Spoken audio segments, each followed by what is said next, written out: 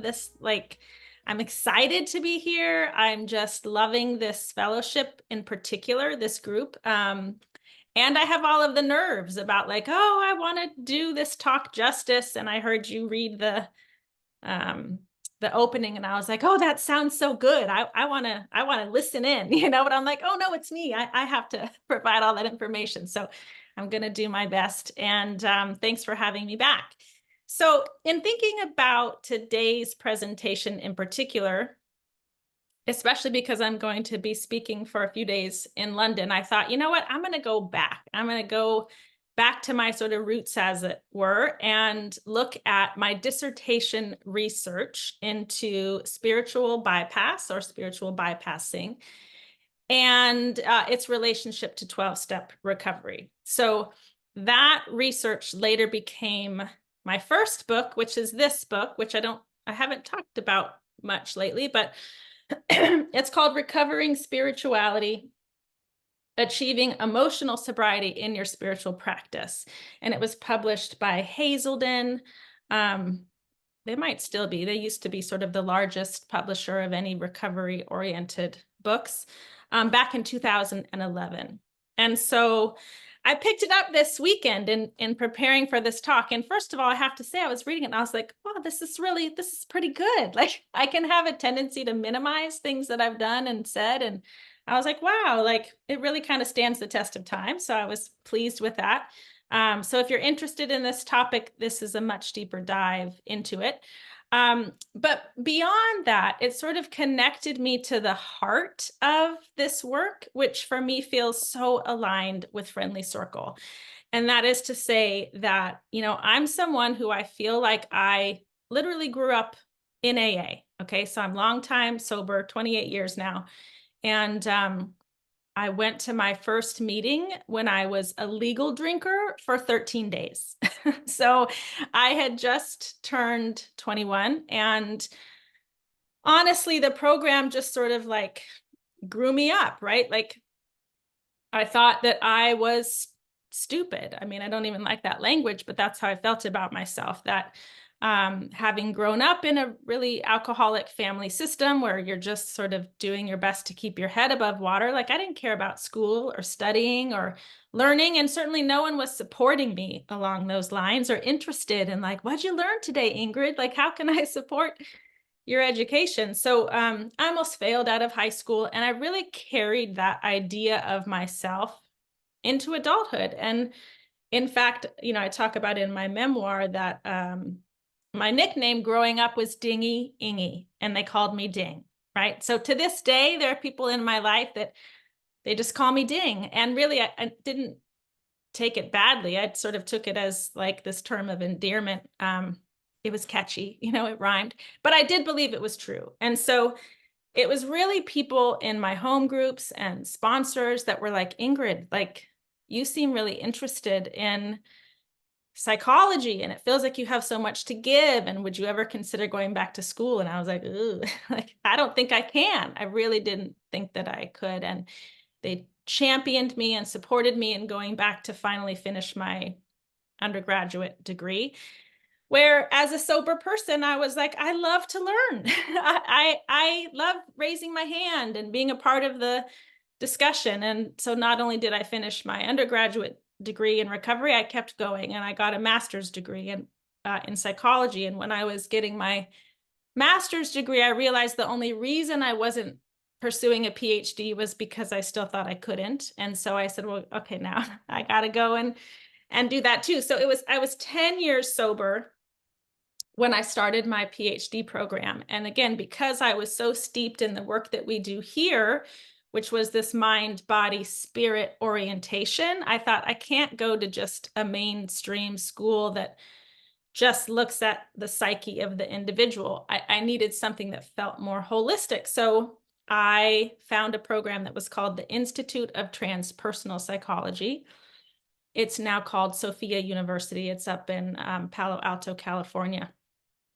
And trans means beyond. So it included all of the traditional subjects in psychology, of mainstream psychology, but it also looked at the spiritual, at the mystical, at sort of altered states of consciousness, There was a dojo in our building where we attended classes, and all first-year students had to take Aikido for the year, right? This really embodied sort of way of working with energy, and I loved it. And this is where I first heard the term spiritual bypass or spiritual bypassing.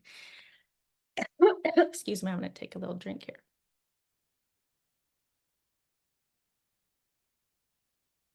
So I wish that I could see everyone and like do a little show of hands, but when I first started presenting my research findings, I would ask the group, like, how many people have heard about spiritual bypass? And it would be like my best friend in the front row and like nobody else. And I was like, great, because that was really my hope, was to bring this information to folks. And I'd be curious now, like, how many people, since this book was published in 2011, oh, someone raised a hand. I love it. Yay.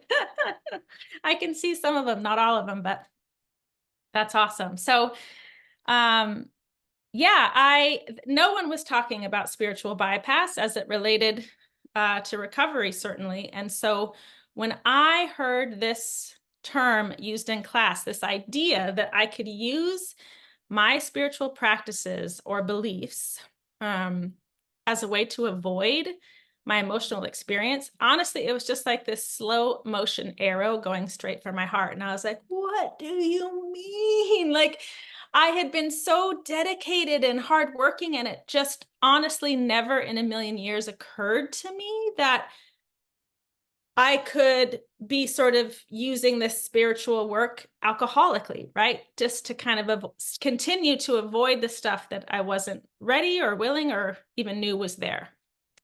So John Wellwood is the psychotherapist who coined this term. And if he has like a beautiful article in, what's the magazine, Towards a Psychology of Awakening. I think you can get it online, where he talks about spiritual bypass as using spiritual ideas and practices to sidestep personal, emotional, unfinished business, to shore up a shaky sense of self, or to belittle basic needs, feelings, and developmental tasks, all in the name of enlightenment. So he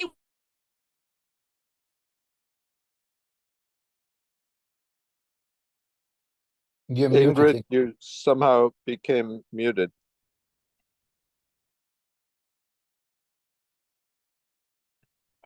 I don't know how that happened. Can you hear me now?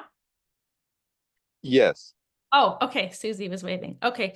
So I'm not sure where it went out, but John Wellwood was a psychotherapist and a Buddhist meditation teacher. And so he continued to find that Westerners in particular, they would come to this practice, they'd go on the retreats, and they would be like, why haven't I transcended the human condition, basically, right? In very subtle and nuanced ways that probably sounded really intelligent and earnest. And he was like, because that's not the point of spiritual practice.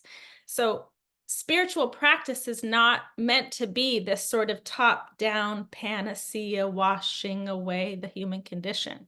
That it's meant, in his view, and I guess in my biased view, to be more of a container for, like, a bottom up that can really hold how messy and complicated it can be to be in a body, you know, in relationships in the world. So he coined the term, and I heard about it, and I just could not stop thinking about myself, but also the people I was getting sober with and in meetings with. And to me, it just made sense, right? That if I'm someone who was, you know, using drugs and alcohol and anything else I could get my hands on as like a way to try to attempt what I would now call regulating my nervous system from a trauma lens, but just to like manage myself. If you take all of those management strategies away and you pop me in a spiritual program, right, it's very likely that I'm going to use those spiritual tools in a similar way to have this really magical thinking. And to be honest, I'll say that I think that kind of gets supported in the way that we can talk about recovery, right? It's like a life beyond your wildest dreams and happy, joyous, and free. And I was like, you know, yeah, sign me up. again, not knowing that that was still my alcoholism in the driver's seat. So once I saw this link, I just felt so compelled to try to capture this experience, this lived experience of spiritual bypass in 12-step recovery. And then before I even did the research, I was saying, I really want this to be a book for people in recovery. And, you know, everyone at my school and on my dissertation committee, they were like, Ingrid, you know, everybody wants their dissertation to become a book, but just do the dissertation to graduate. And I just knew, I was like, no, this is not just for my degree. It's my way of sort of attempting to give back. And that's what I did. And I was fortunate enough for Hazelden to want to pick it up, and I rewrote my research for recovering spirituality. So let's see. So after lots of gabbing, and I feel my pacing is like, ooh, I'm so excited and nervous that I probably need to slow down. So I'm going to invite all of us, including myself, into a moment of just orienting to your surroundings. And this is based on Peter Levine's work. He's the founder of somatic experiencing. I think you've had some SE folks in your group before. But it just means to look around the room and notice what you see. So the senses are the language of the nervous system. And when we orient to our surroundings, it puts us in present time and place.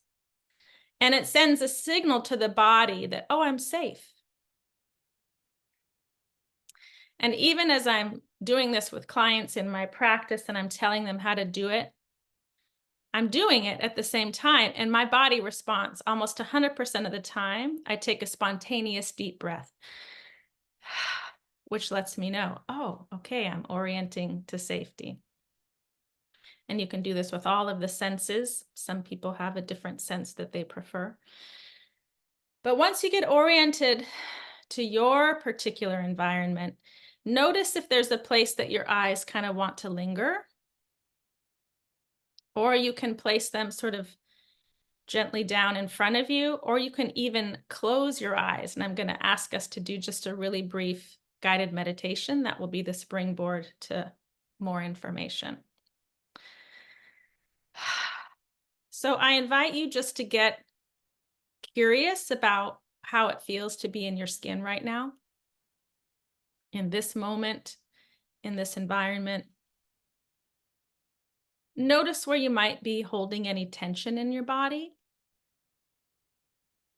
And give yourself permission to be present to whatever you're experiencing instead of trying to block it or fix it, transform it, change it. And as you continue to breathe, just notice the quality of your breath. Again, you don't have to change it. We're just noticing where you're breathing, how you're breathing. Perhaps you can become aware of your feet. There's the spontaneous deep breath for me. Notice the temperature in your room. Any sounds you might hear. And then notice any thoughts that might be passing.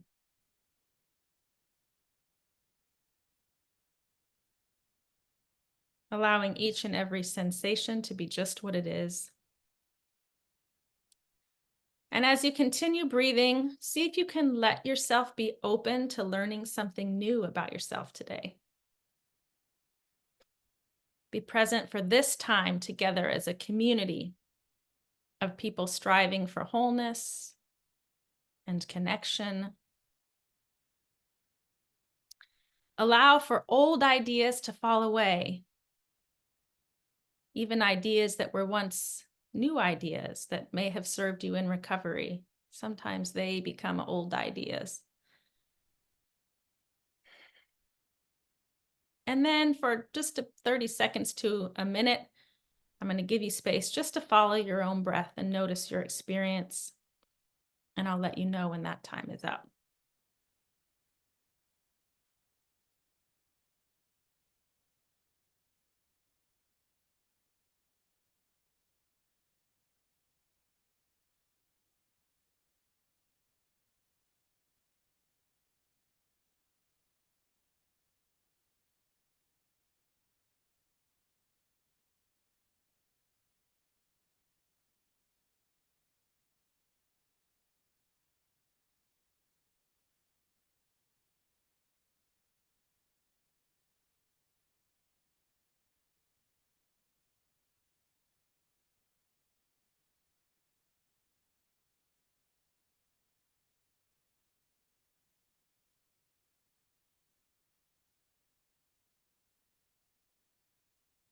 And whenever you're ready, you can either open your eyes, orient back to the room again, the present time. And I'm curious, you don't have to answer out loud or in the chat, but just think about if you were aware of any discomfort during that meditation. And if so, what did you do or what did you want to do in response? So for me, sometimes that looks like judging myself, like I'm doing it wrong, or I'm judging the meditation, like this is boring, get back to it. Sometimes a sleepiness will come, a bracing or holding in the body, sort of leaving the meditation and turning towards like a to-do list or just something else. So all of those things that you did, or maybe that you can imagine doing in another time and space, if you weren't noticing discomfort, is like a little window of how we both experience ourselves and what we want to do in response, right? Like how we want to flee, how we want to fix, how we want to change, what is just our human nature. And this is normal. We all have strategies for this. But if you look at this as like the seed, we can sort of say the experience of addiction, that need to flee, is like 100-fold, right? It's just so powerful. And the more that we got conditioned to using all kinds of things to flee our experience, the more that that became the automatic response. And moving from active addiction to recovery, in essence, means finding ways to stay present to ourselves and our feelings without using. And that is essentially the one core ingredient of stage 1 of recovery, which is abstinence. And then what we know is that stage 2, which is what you all are really focused on, is the emotional sobriety piece, right? How do we continue to lean in time and time again to all of who we are, our current experiences and relationships? So, I spoke to this already, but you can see how when we come from this orientation of like feeling flee, and then I go, well, I can't do that anymore. And you put me in a program where it's like, well, just pray about it, let it go, accept it, meditate, that I can lean on those in a very similar way, as though it's a direct replacement. And I can sort of feel like I'm going places. It's like, yeah. And it looks a lot better than falling off of a bar stool. Like no one's really going to fault me for these types of practices. But when I'm using them with the same intention, I can sort of look like I'm going places and I'm not really going anywhere at all. And I think that this is the place where spiritual bypass in particular can lead a lot of people to relapse. They come to this place where they go, I have worked it, I've worked it, I followed all the suggestions, and I'm still feeling all this stuff. I'm still embodied in this way that's really painful. This isn't working. I know it is. I know it will, and so they can go back to using if they feel like they haven't achieved that sort of happy, joyous, and free place that we're promised. So along these lines, I did a big literature review and I looked at everything related possibly to spiritual bypass.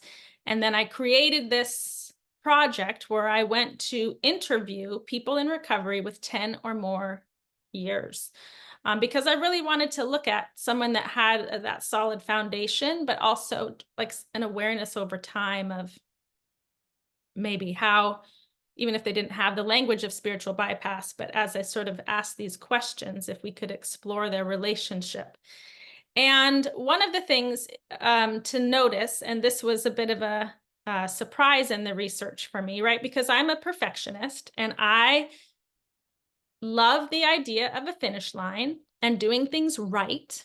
And so my original orientation to spiritual bypass was like, how do we stop people from doing this? Like, we all want to work these earnest, honest programs, and spiritual bypass isn't conscious. We're not like attempting to override ourselves, but we're doing it unknowingly. And I don't want us to do it, right? And what I ended up like getting to on the other end of the research is a much softer thought process, which is sort of boiled down to this, that Spiritual bypass is a defense mechanism. We all have defenses. Sometimes we need a little defending, right? That all defenses have an adaptive, which is to say kind of flexible aspect, or a maladaptive, which becomes rigid and fixed. So certainly if we stay in a bypass, I would say that that's maladaptive, right? Even if you're staying sober, it's that like white knuckling perhaps experience or misery. Or it leads back to using. But in an adaptive sense, I could see that, listen, if I came into recovery and I didn't just kind of switch my thinking to like, oh, if I go to 90 meetings in 90 days and find the right sponsor and do a perfect fourth step and, take on 3 commitments, and like I did all of the things. If I thought that doing all of that in that sort of pink cloud place of like, this is amazing and it's the family I always wanted and look at the diversity in the rooms, and it did sort of feel amazing. It was very much like, oh, I'd arrived. And then I was sober long enough that I was like, wait a second. Like I started to feel the stuff that was bubbling up underneath. And I believe if I didn't have that magical thinking of the pink cloud or the spiritual bypass, I don't know that I would have been able to cobble together that much time. That to me is an adaptive form of bypass. Because when it, shit hit the fan, if it's okay to say that, for the first of many, many, many, many times, I had enough time that I wasn't really willing to sacrifice. And I was like, I know I can do it. And I didn't want to let go of the other tools in the community that had been so helpful. So this was really echoed in a lot of my research that, it's not all bad, right? And there's no perfection. There's no like one healthy, spiritual practice that you do, for all the right reasons. It's like, no, it's the messy middle is really where most of us live. So there's the adaptive and the maladaptive. So that was just echoed in everyone's experience that I spoke to. So I'm looking at the time. I'll maybe tell you briefly one of my research subjects. His name was Bradford. And he, I think, had just 10 years when I was interviewing him. And he sort of identified as the black sheep of his family, very successful, a lot of wealth, like his parents and his siblings were all just like model citizens, right? And here he was floundering, flunking out of college, couldn't stop drinking. And so when he came into AA, he kind of conflated this idea of, yes, it's going to get me sober, but it's also going to get me onto that fast track that my family's on, right? Like it's going to allow me to be normal in that sense. And so he did everything he could do to possibly get there, including going to book studies with what he called the big book fundamentalists, right? We're reading word for word and we're like breaking down the syllable and what's the meaning there. And there's a right and a wrong way. And this is what the founders meant. And he loved it, right? He felt like I'm finally showing up in my life. But ultimately, even though it kept him sober, it actually kept him split off from the truth of who he was, from all this underlying lived experience, particularly childhood experience. And it felt like he was still running from himself, running from this story, running from this experience. And all that work didn't shield him from that. It really just amplified it. It got bigger. It got bigger. And when he was about 10 years, he was 100% on the verge of relapse. He was miserable. And I don't know how he got to this point, but he realized that he had to go back and make peace with that little boy inside of him that honestly he was abandoning through all of this spiritual work. As though if he did all that work, all that underlying stuff would resolve, and it just didn't. And I think we see this so often with spiritual practice generally, but also in 12-step, that we have a lot of great tools. We really do. And they are not a panacea. We really need to broaden our toolkit. as it were. So he had to go feel that loneliness. He had to go feel what it felt like to be the black sheep, to feel how abandoned he was, and give himself permission in a new way to feel all of those feelings. He had to accept that he was vulnerable, you know, he was fallible. And in the big picture, he felt like his spiritual bypass was adaptive, right? That it did give him that strong, real foundation of physical sobriety. But he knows that if he didn't break through that, he very likely would have gone back to drinking. So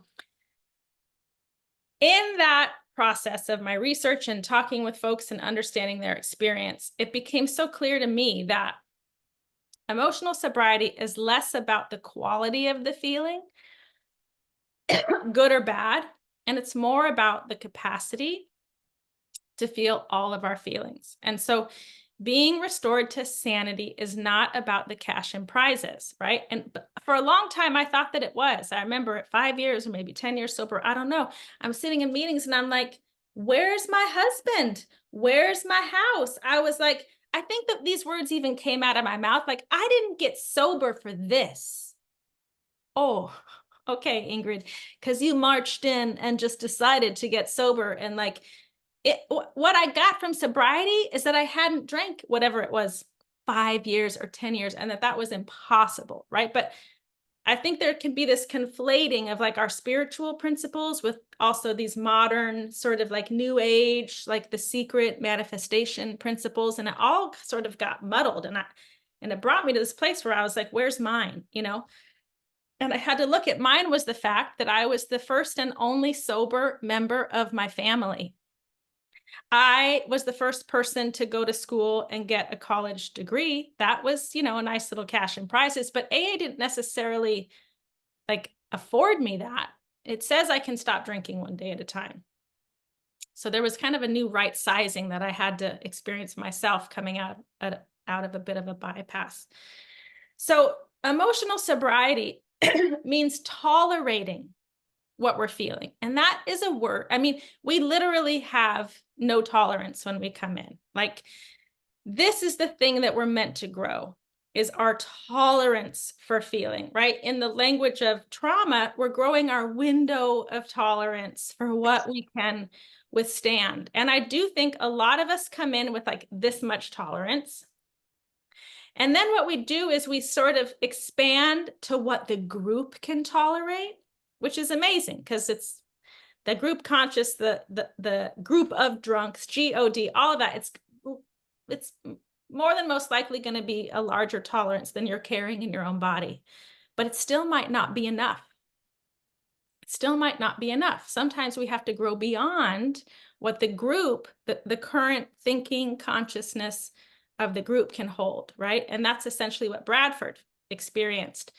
There was a way that these sort of big book fundamentalists saw things. No. It works if you work it. You do this, you do X, Y, and Z. You maybe haven't done it hard enough. Have you done another fourth step? And he did all of that. And he was still a wreck inside, right? So he had to go beyond that thinking and sort of expand these principles of what it meant for him to have a higher power, to work a spiritual program, to thine own self be true. So with that in mind, I thought I go into a few different models and perspectives in the book, but I thought I would just talk about one as a way to kind of expand on this idea of how really we know that spiritual path and development of our faith and these practices, it's a path, it's a process. It's not a you have it or you don't. And it's one that hopefully continues to evolve over time. And so, excuse me.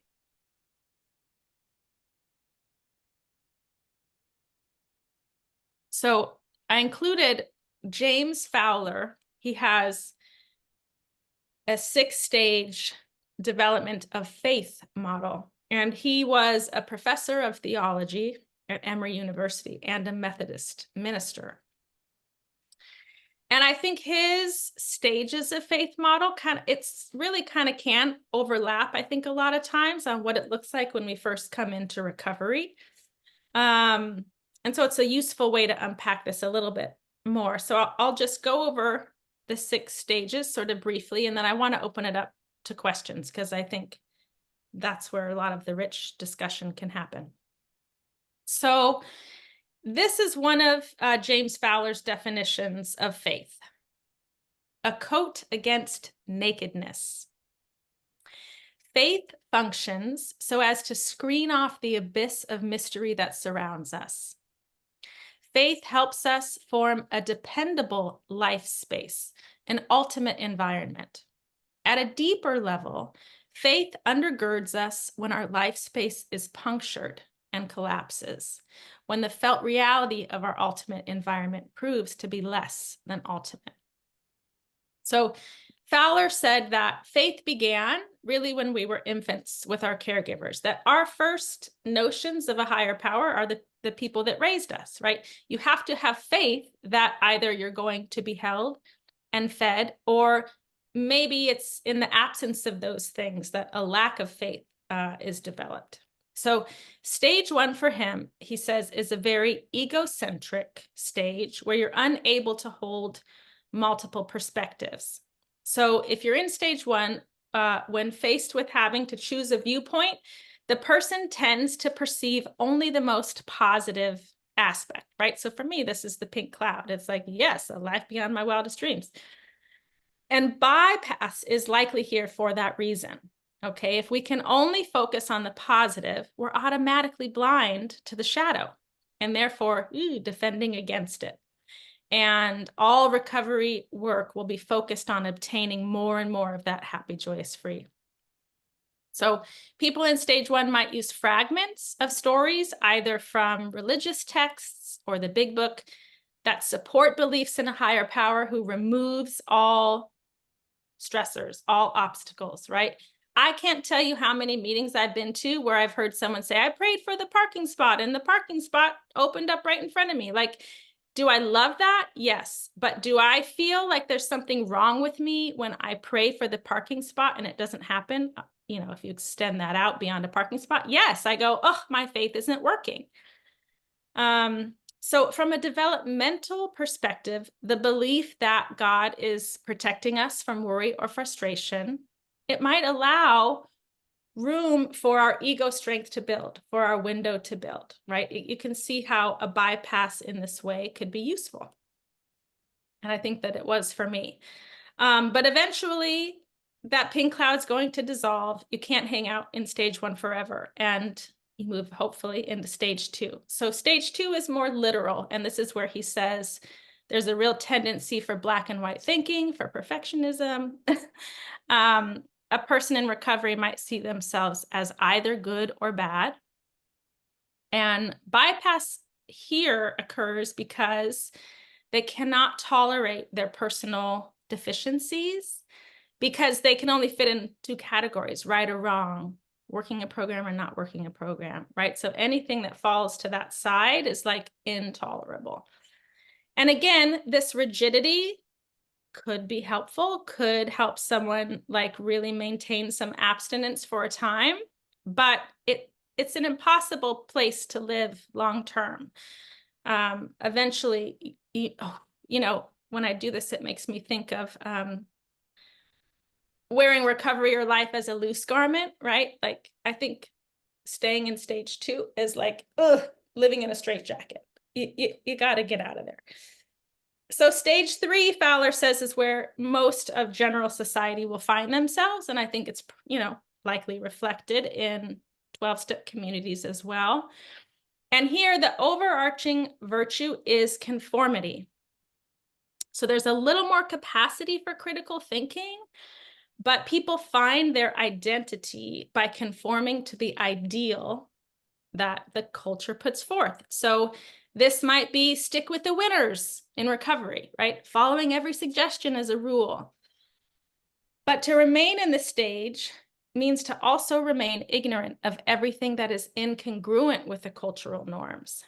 So Fowler wrote, at stage 3, a person has an ideology, a more or less consistent clustering of values and beliefs but he or she has not objectified it for examination, and in a sense is unaware of even having it. So I think in many ways in 12-step recovery, we're kind of encouraged not to question. And this is a very tricky place. Even as I'm talking about it right now, there's like activation in my body, like, oh, it's jails, institutions, or death. Like, our best thinking brought us here. There's this very sort of like, don't rock the boat. Don't point to things that the founders didn't write in black and white. It's very scary, So we continue to sort of like, it works if you work it, head down, it works if you work it. And additionally, we might lack the capacity to question. As Janina Fisher talked about to the group, it's like the comorbidity of addiction and trauma, like they say it's up to 70%. From my lens, it's 100%.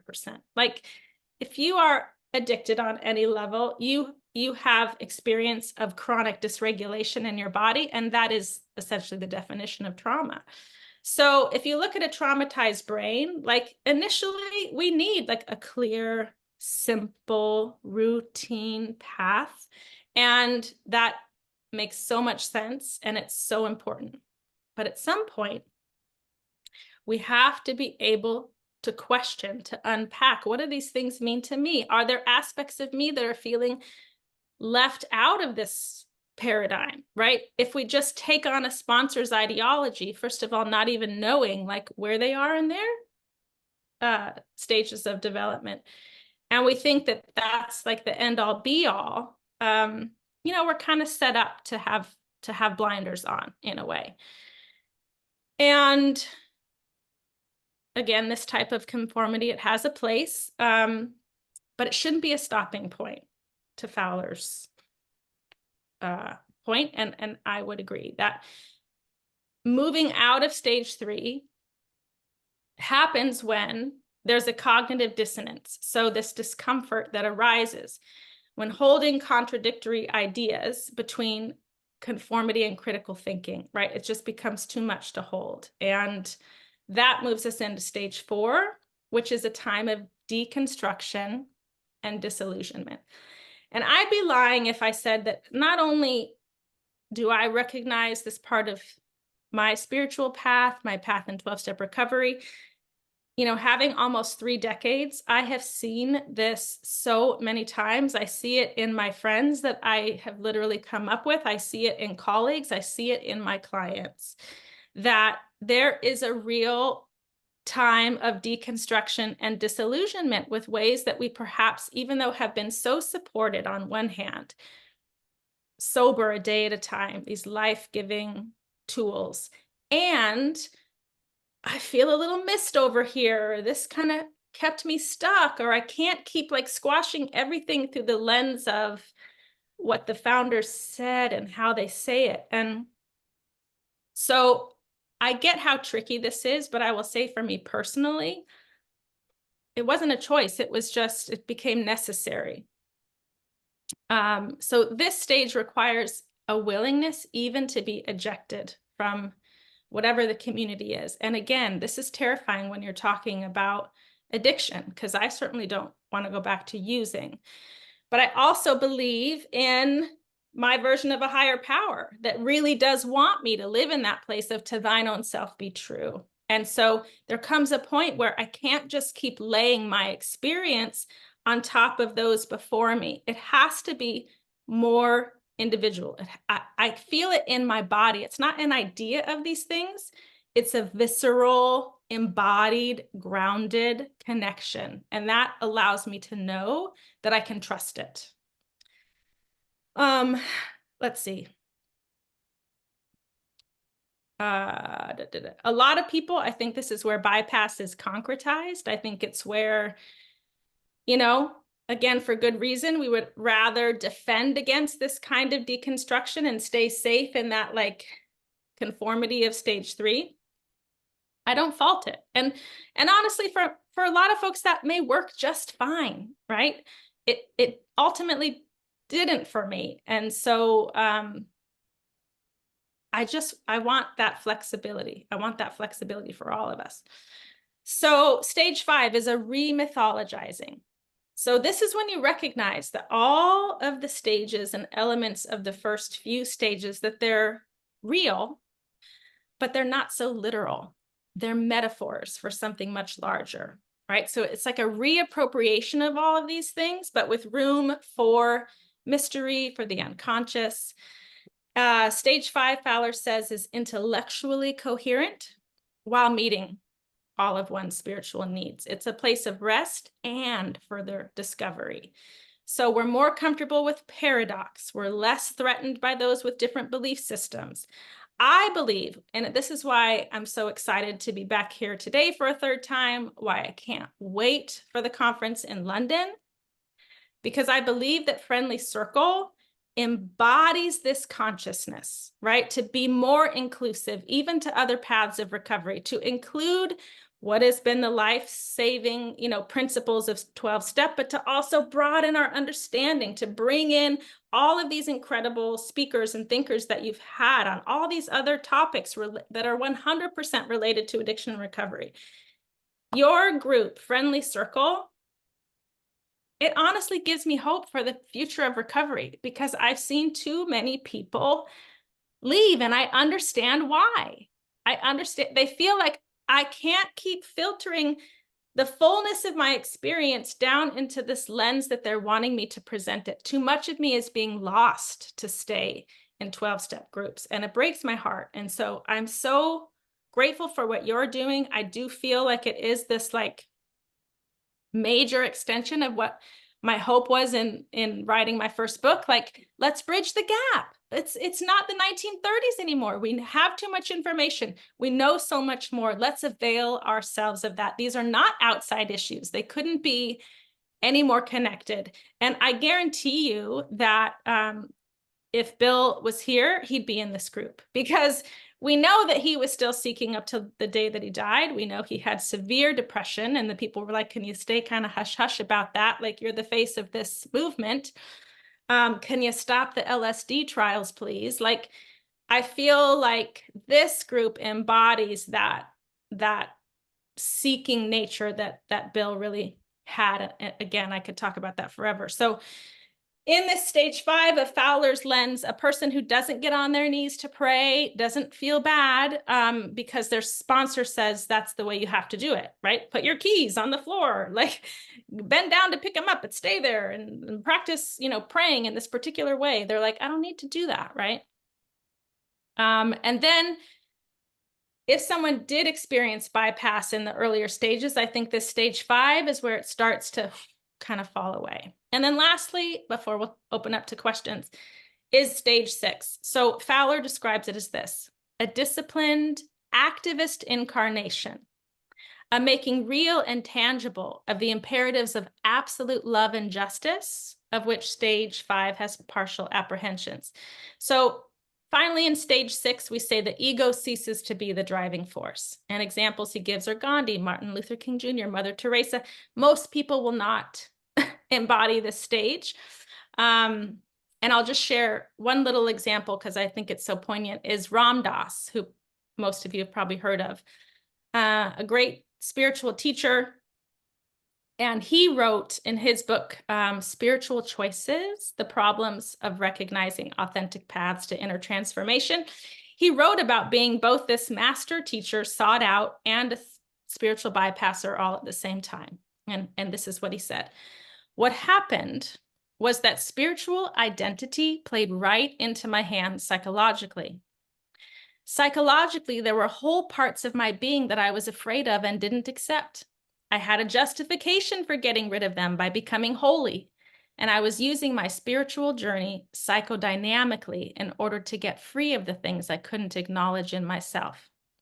My theory was that if I did my sadhana hard enough, if I meditated deeply enough, if I opened my heart in devotional practices wide enough, all that unacknowledged stuff would go away. But it didn't. And I'm so blown away by what he wrote, and the fact that I quoted it 15 years ago, and it would be many more years before I could finally see what it was that I was still trying to overcome in myself, right? How I was still using these same practices, even while writing this book, to avoid my childhood trauma, right? The real feelings of it and the reprocessing of it. And so one last quote, Ram Dass went on to say, "What I experienced was that I had pushed away my humanity to embrace my divinity. Until I could accept my humanity fully, my intuitions weren't going to be fully in harmony with the way of things. I began to feel that my freedom was going to lie in the creative tension of being able to see simultaneously perfection and also to experience pain, to see that there was nothing to do and yet to work as hard as I could to relieve suffering, to see it was all a dream and still live within the reality of it. My present work is to get into the fullness of the human heart." Oh, I love that so much. It's my personal mission. It's why I've continued beyond this work with spiritual bypass to look at trauma. I'm going to be talking a lot about that at the conference, complex trauma and the fawning trauma response specifically, because I believe that all of these things are ways